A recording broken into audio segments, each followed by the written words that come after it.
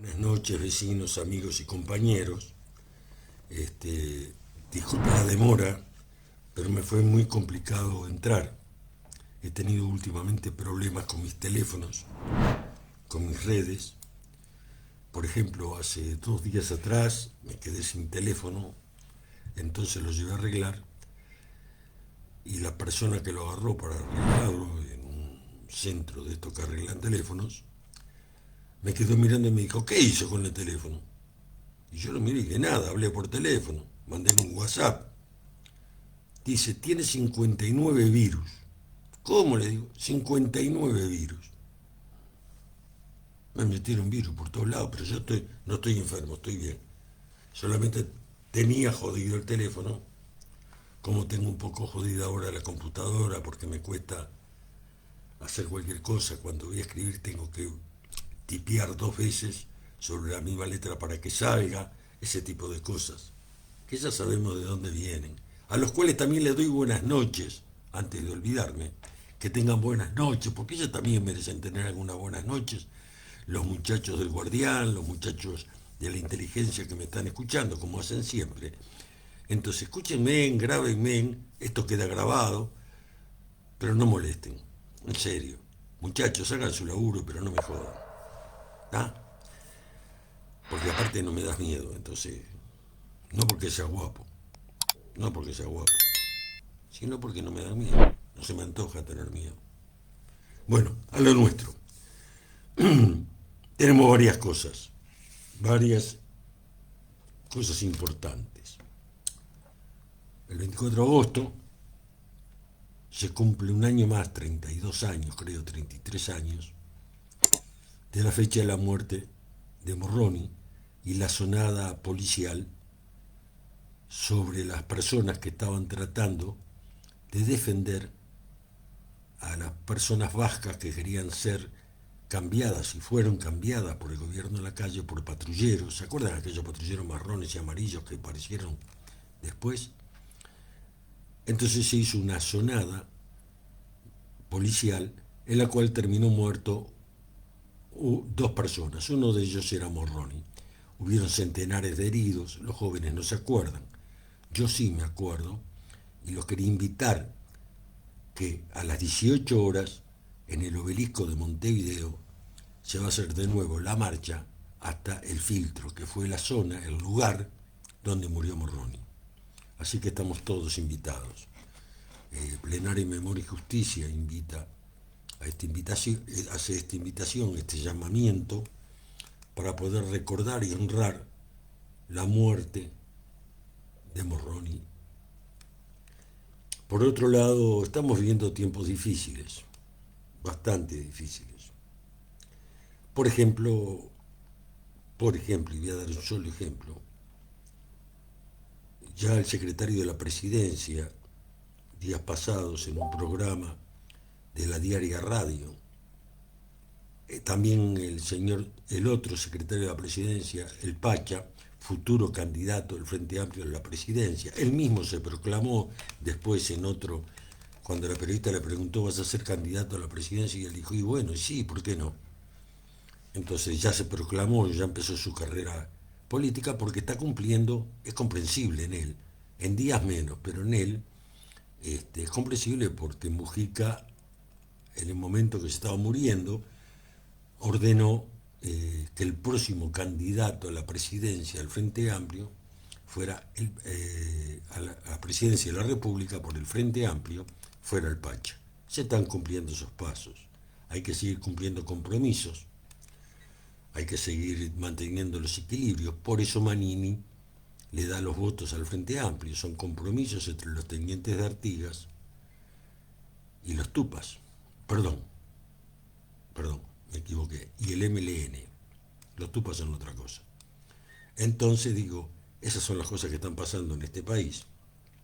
Pero lo más importante es que como no les gusta la dirección del gremio de carga y descarga del puerto Montevideo, que se está enfrentando a la multinacional más grande en esa materia del mundo, a la cual se le regaló el puerto Montevideo, Empezó a hablar de servicios esenciales. Yo lo único que quiero recordarles a todos ustedes, que según los convenios firmados, ustedes han sentido varias veces, que han dicho, no, no se puede, porque los convenios firmados con la OIT no lo permite, pa. Bueno, yo les quiero comunicar al señor presidente de la República, a los dos subsecretarios de la presidencia de la República, que cumplamos el mandato de la OIT, donde es específicamente claro que no puede decretarse servicio esencial la carga y descarga de barcos. ¿Que es un prejuicio económico? Sí, sí, lo es. Para eso se hace un paro, para eso se hace una huelga. Es la única herramienta que tenemos los trabajadores para poder defender nuestros intereses. La huelga, el paro, la ocupación. Y bueno, lo que no se puede hacer es decretar servicio esencial. No porque sean buenos, ¿entendamos? Porque si fuera por ellos, para defender la multinacional, como lo han hecho siempre, y ahora lo fundamento, porque van a decirme los Frente Amplistas, los compañeros de ese pueblo honesto, sano, votante del Frente Amplio y militante por el Frente Amplio, van a decir, pelado, te equivocás. No, no. Yo ahora voy a fundamentar por qué digo esto. Lo digo, decía, no se puede, según la OIT, decretar carga y descarga como servicio esencial. Y digo esto, que defienden a una multinacional, como defienden a los forestales. Todos sabemos lo que pasó con UPM, lo que es UPM, pero lo que pocos saben, que UPM hoy ocupa decenas de hectáreas no permitidas y no registradas, sobre todo para donde se hacen los plantines de eucaliptos. Ante la pasividad del gobierno, ante la pasividad del Ministerio de Ganadería y Agricultura, que se comprende más por la persona que está ahí, y nadie dice nada. Ocupa tierra agrícola, tierra productiva, tierra que no estaba permitida para plantíos de eucaliptus, y que se olvidaron, se debe cambiarle el coñac, o sea, el índice de productivo de la tierra, y lo usan, aparte de plantar eucaliptus, para producir más, pero se usa fundamentalmente para hacer los plantines de eucalipto. Por eso digo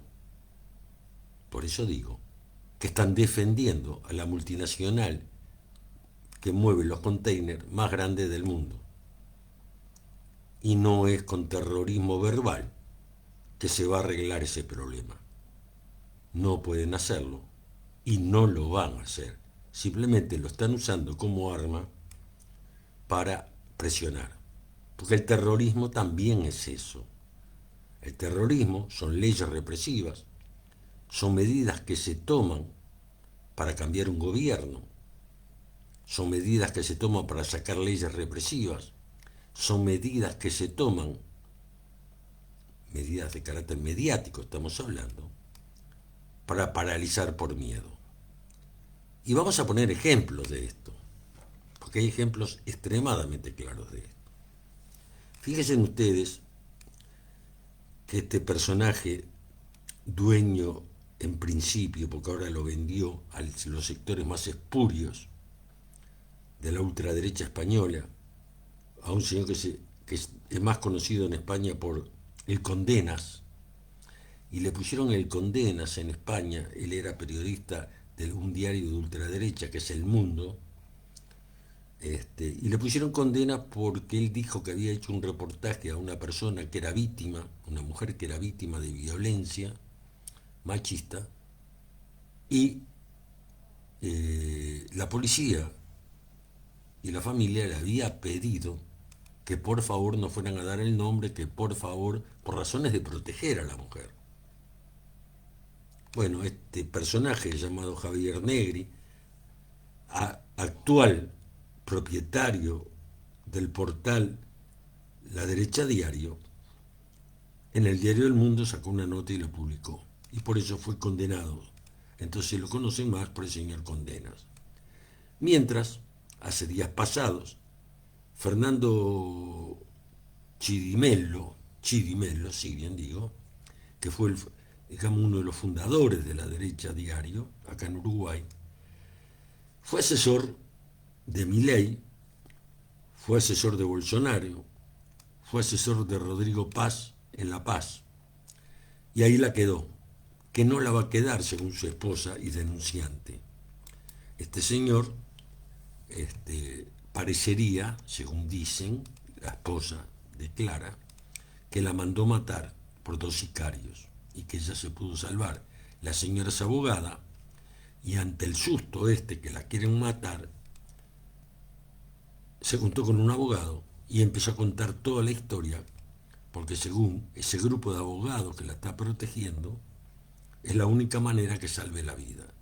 Entonces la señora cuenta que ella, como abogada, redactaba leyes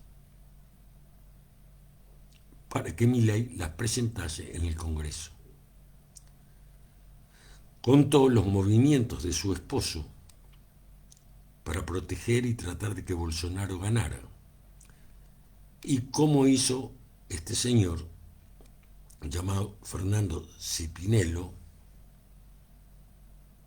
para proyectar políticamente a Rodrigo Paz en Bolivia. Y uno se preguntaría, ¿por qué este señor tiene tanta influencia? ¿Es un influencer? No, no es un influencer. La señora presentó la documentación que tenía a mano y dice que él le confesó que era agente de la CIA y que le invitó a trabajar juntos. Y que trabajaron juntos mucho tiempo hasta que él la mandó matar. Si no, de repente hubieran seguido. Y ahora la señora está muy asustada, la abogada, porque parecería que este señor tiene las influencias para no quedar preso, y la única manera que tenía de protegerse, y es verdad, es dando públicamente este anuncio y contando toda la verdad de manera pública.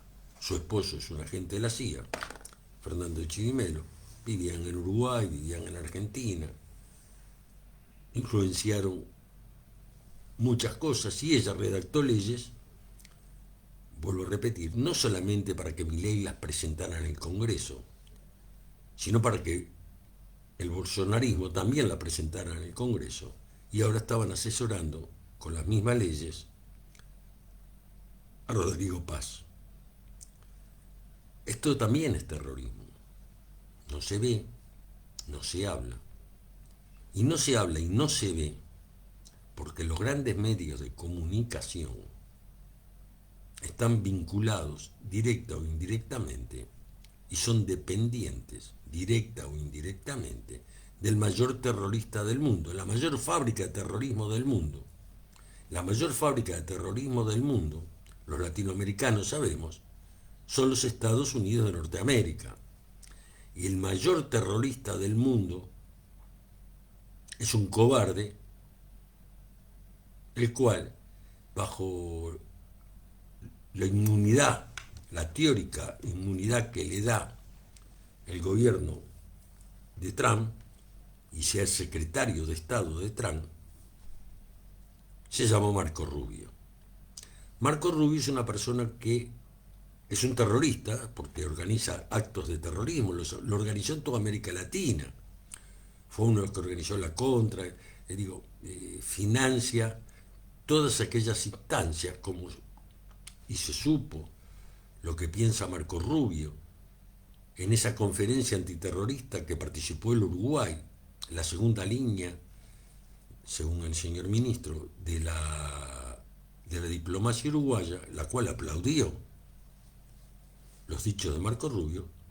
Marco Rubio ahí declara transparentemente que su lucha contra el marxismo, que su lucha contra el comunismo, contra el anarquismo y con todos aquellos que se opongan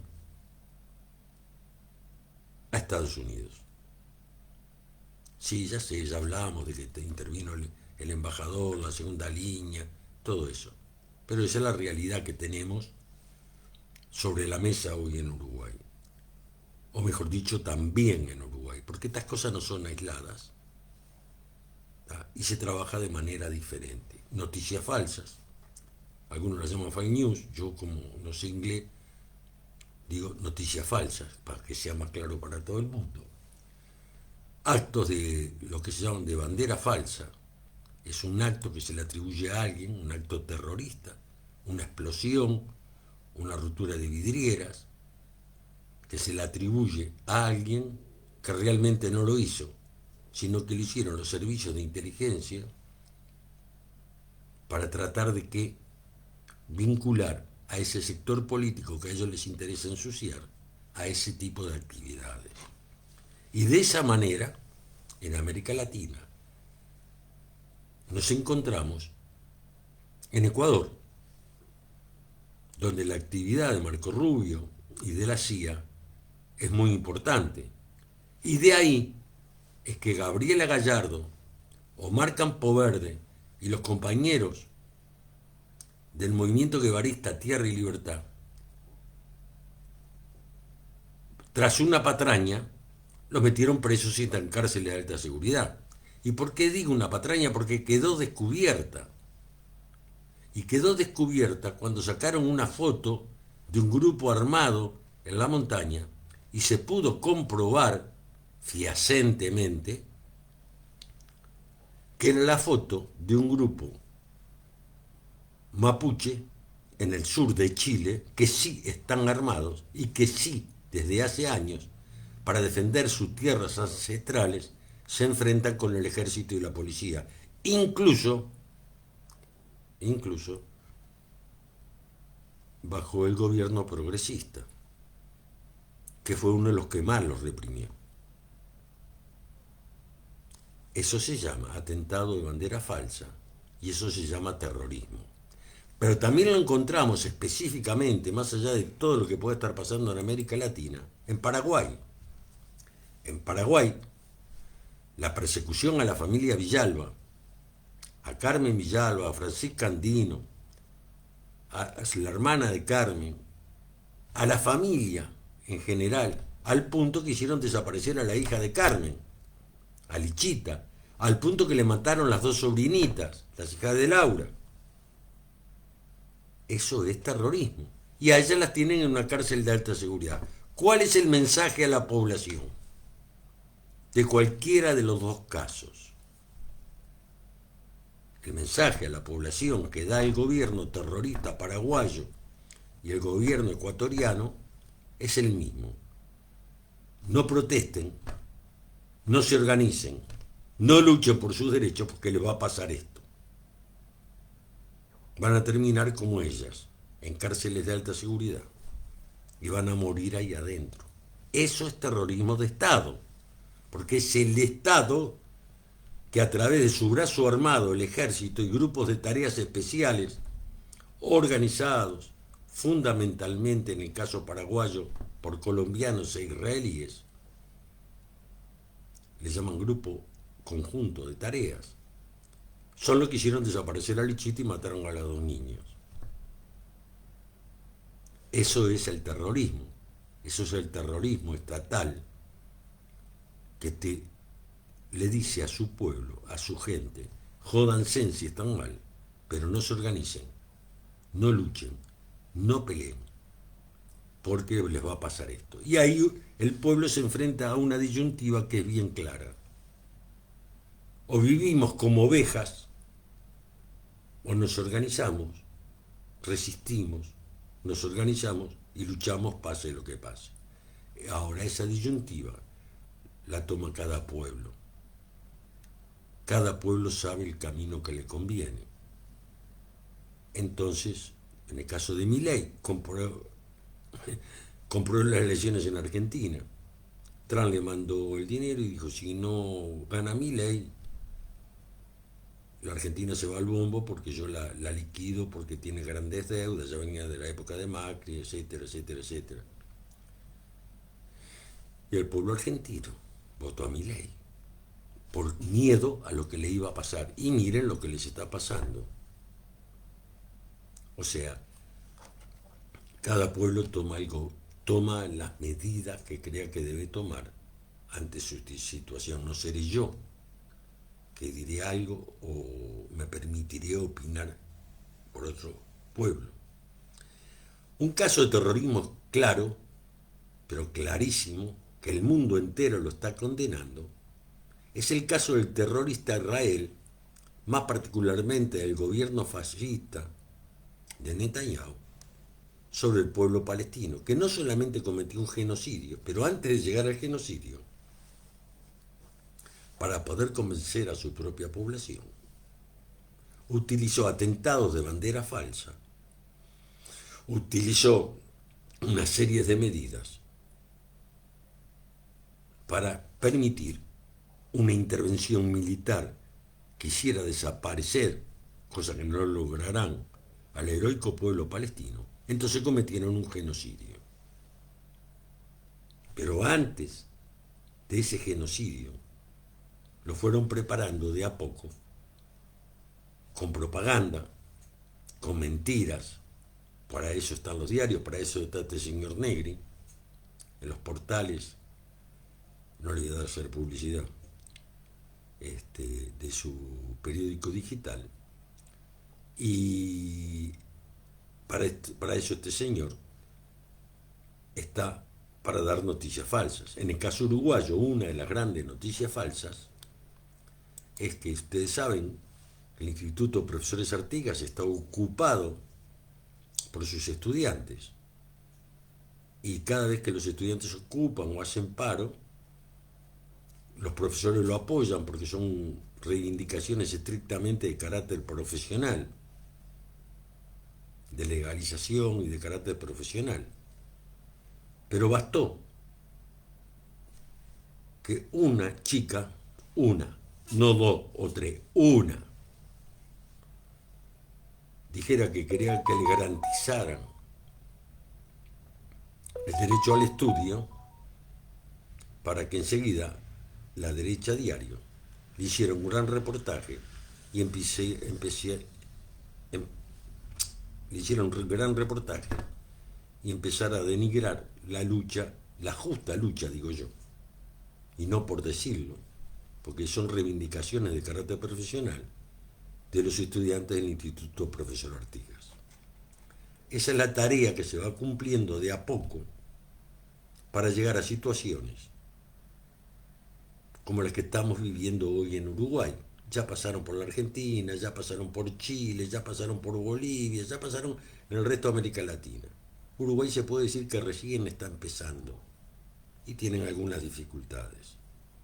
Por ejemplo, el crecimiento del narcotráfico. Darle alas al narcotráfico, porque saben que eso genera delincuencia.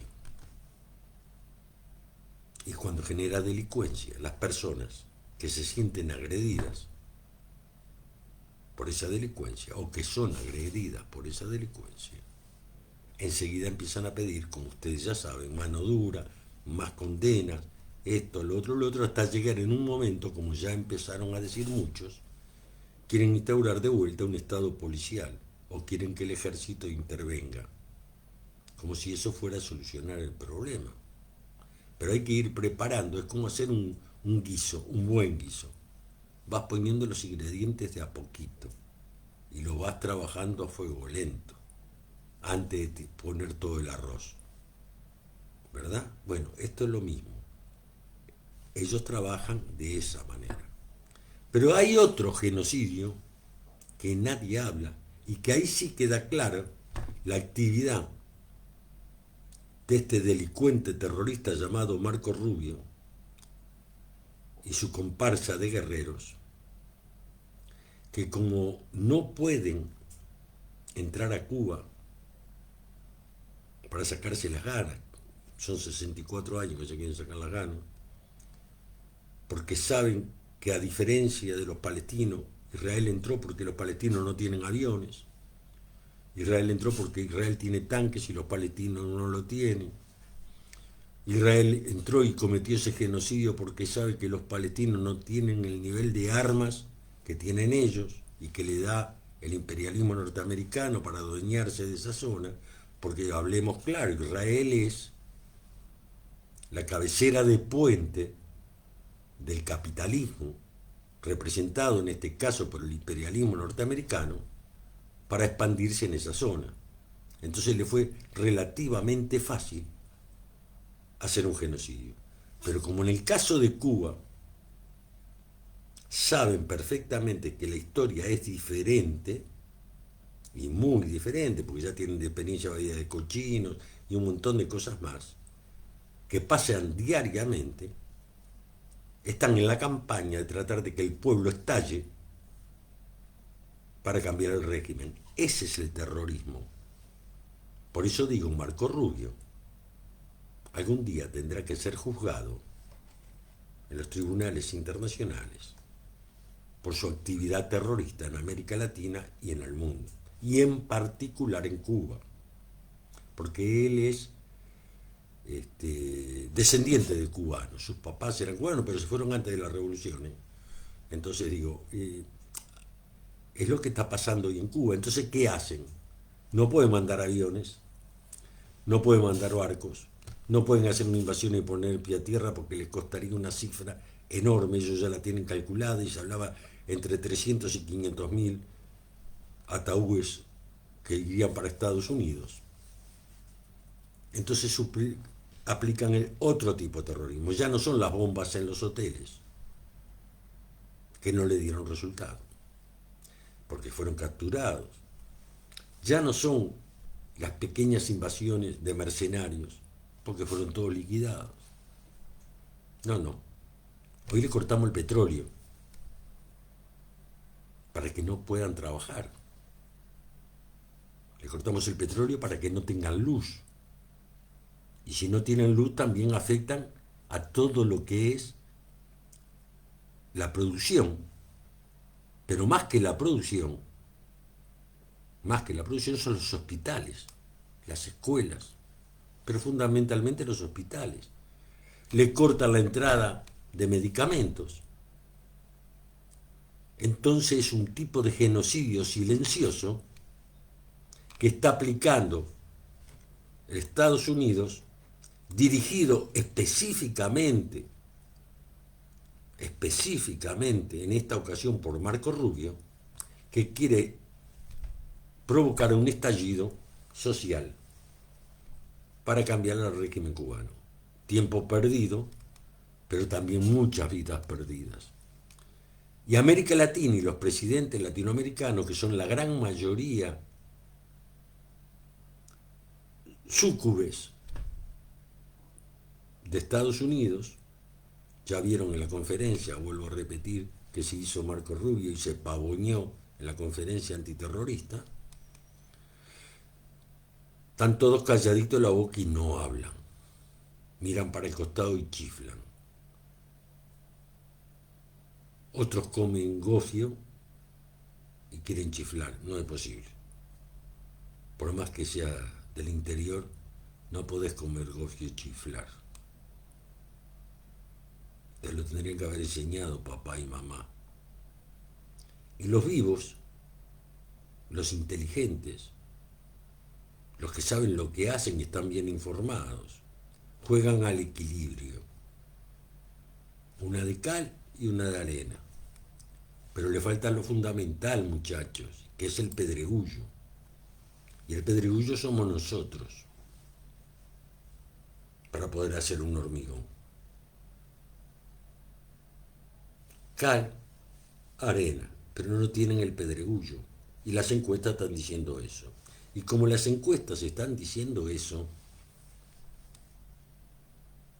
salieron a la calle a hablar.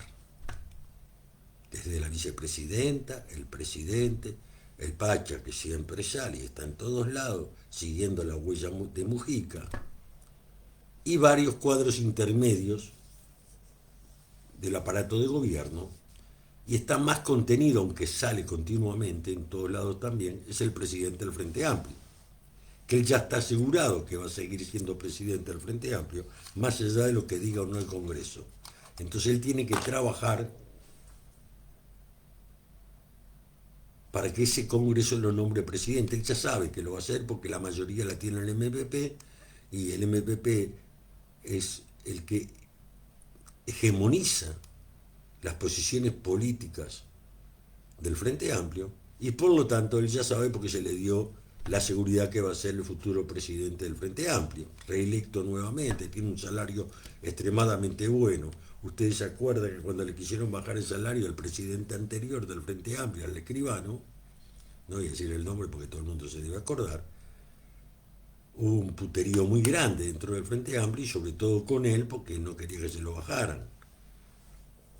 Entonces es un buen lugar,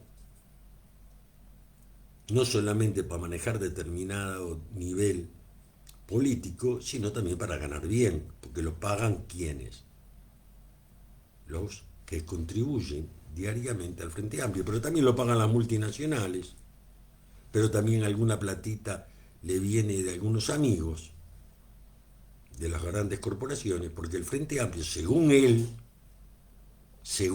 no yo, declaró en televisión y declararon ante la Corte Electoral que habían gastado 14 millones de dólares en la campaña electoral. Y cuando la periodista de la Diaria Radio le pregunta, él dice que sí, pero la respuesta fue inmediata. Sí, pero los demás gastaron mucho más. A mí no me importa lo que hace mi vecina. Si mi vecina sale a la calle desnuda, bueno, que salga a la calle desnuda. Es problema de ella. Me importa que mi esposa, mi compañera, no salga desnuda a la calle o no salga desnudo yo. Pero ellos son así. El otro es más. Y hoy, miren de quién le voy a hablar yo, ¿no? Y le voy a hablar de Esteban Valenti. Esteban Valenti, que no es santo de mi devoción, un hombre del riñón específico del Partido Comunista, en su momento, el hombre que llevó a la 1001 a tener una gran bancada cuando recién se abrió la democracia, el hombre que llevó y pagó la campaña electoral de Tabaré Vázquez a la intendencia y después a la presidencia, escribió un libro sobre Cardama, la estafa más grande, parecería que se llama la estafa más grande, no sé, que tuvo el Uruguay, Cardama. Pero entre las cosas que dijo, y lo pueden encontrar evidentemente en un portal que se llama en streaming, que era La Tapadita antes, se llama Sin Piedad. Sin Piedad se llama el portal. Está ahí, lo declaró ahí esto que les voy a decir. Sin Piedad declaró que se hizo una autocrítica, dijo: yo me equivoqué, acusé a la ministra Lasso por los 8 millones de dólares que se le pagaron a Cardama, y yo me equivoqué, dijo. No fue la ministra Lasso, sino que fue la responsabilidad política del presidente de la República. Entonces el periodista le dice: sí, pero era automático el pago. Y él le dijo: no, jurídicamente no, porque si tú presentabas la denuncia de estafa, entonces ahí estuvo la trampa. Se le dieron los 8 millones de dólares últimos, teóricamente, a Cardama, y después se presentó la denuncia. Si vos presentabas la denuncia 48 horas antes o 24 horas antes de tenerle que pagar a Cardama, se paralizaba todo y no se le pagaban los 8 millones. El señor presidente de la República, el MPP, sabrá por qué lo hizo. No, yo no lo sé. Pero sabrán por qué lo hicieron. Porque es verdad. Esteban Valenti en ese libro, según él, habló de sus camaradas. Vuelvo a repetir, escuchen, Sin Piedad. Dijo: mis camaradas me informan. Y yo me quedé sorprendido. Y me dijo: sí, mis camaradas oficiales de la Marina y del Ejército me dan continuamente toda la información. Así lo dijo, lo tienen ahí, en ese portal, al señor Esteban Valenti, hablando sobre el tema Cardama, en la cual hizo un libro, parecería extremadamente documentado. Extremadamente documentado. Yo lo voy a comprar, quiero leerlo, me interesa el tema, la estafa más grande, ¿no? Cardama. Y me interesa qué dice el señor Esteban Valenti, que generalmente es un hombre muy bien informado, ya sea por sus 65 años de militancia en los diferentes niveles nacionales e internacionales, y que haya dicho: mis camaradas de la Marina y del Ejército me tienen continuamente informado. Y desafió a la calle y a su ministro a que le hicieran un juicio.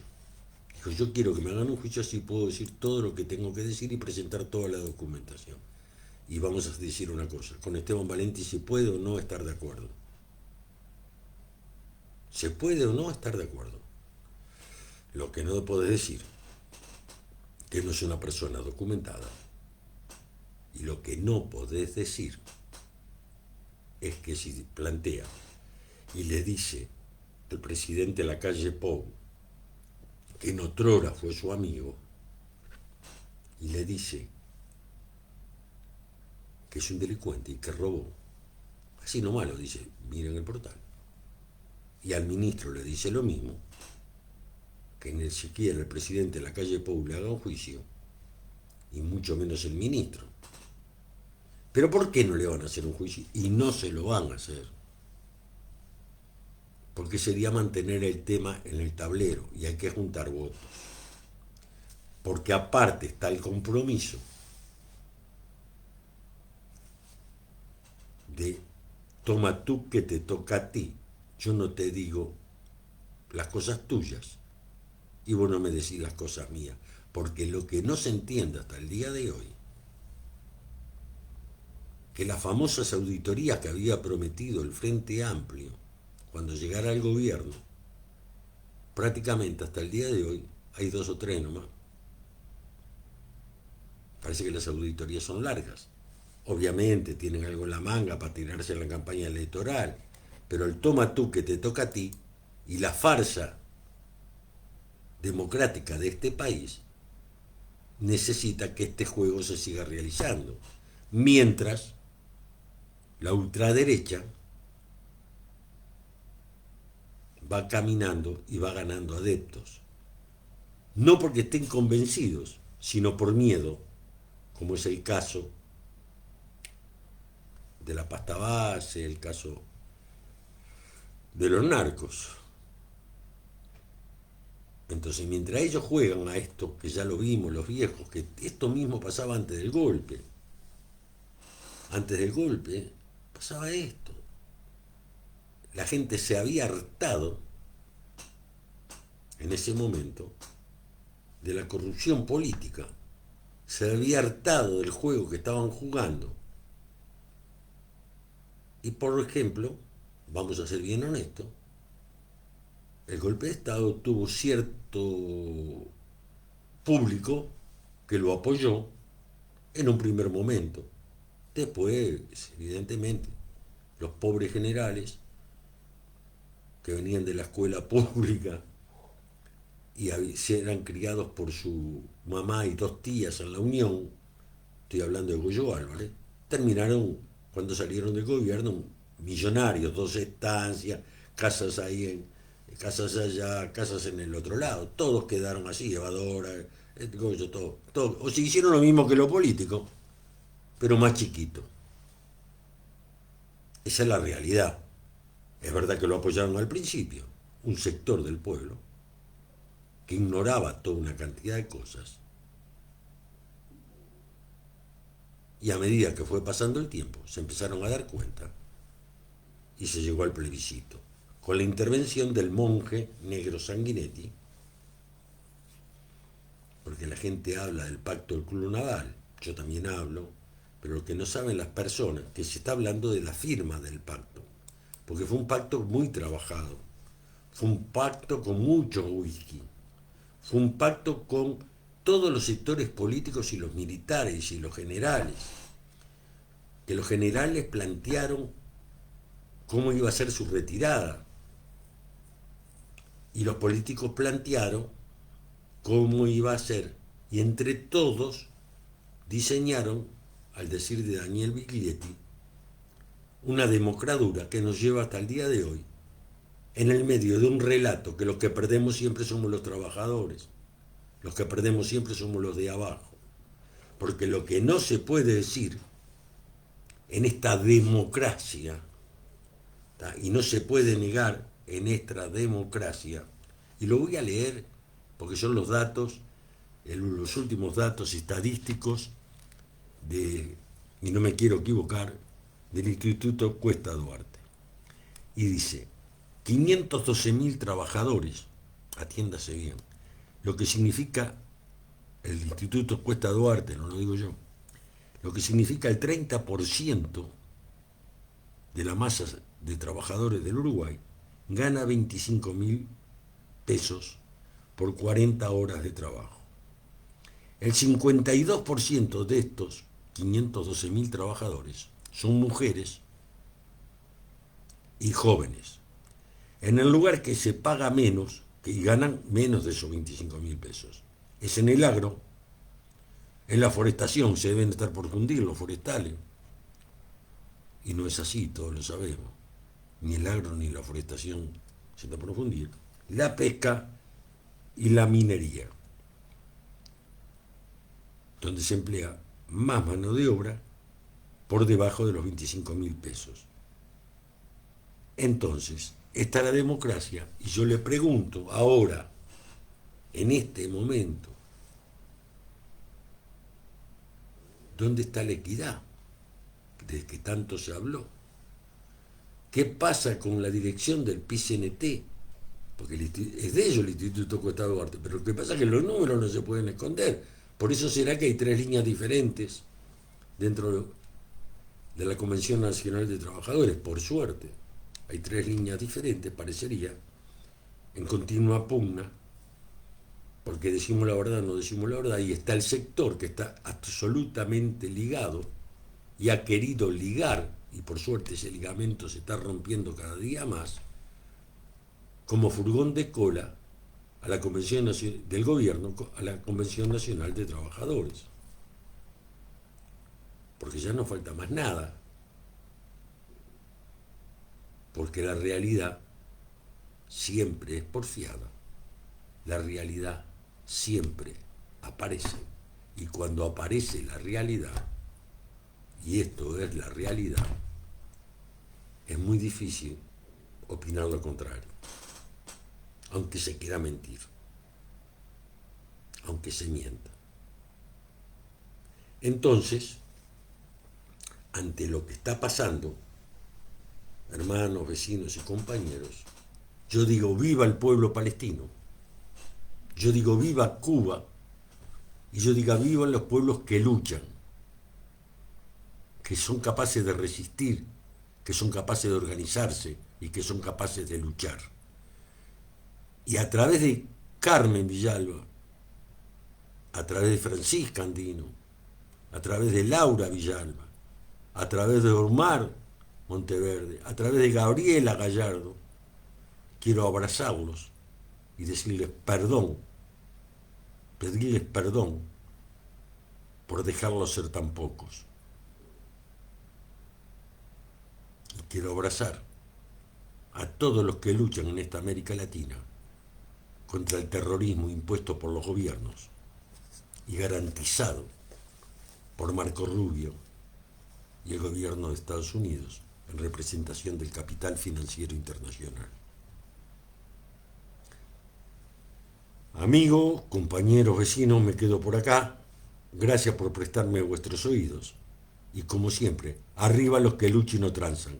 Salud y revolución social.